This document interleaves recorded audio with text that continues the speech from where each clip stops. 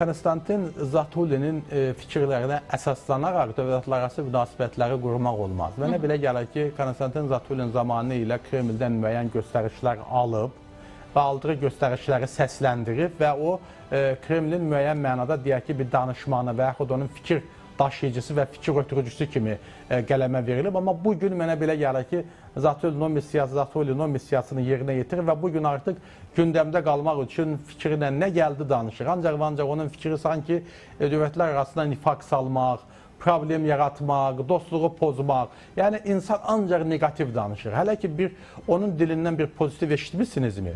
Həm Konstantin Zatulin, həm Margarita Simonyan, həm də Leonid Solovyov.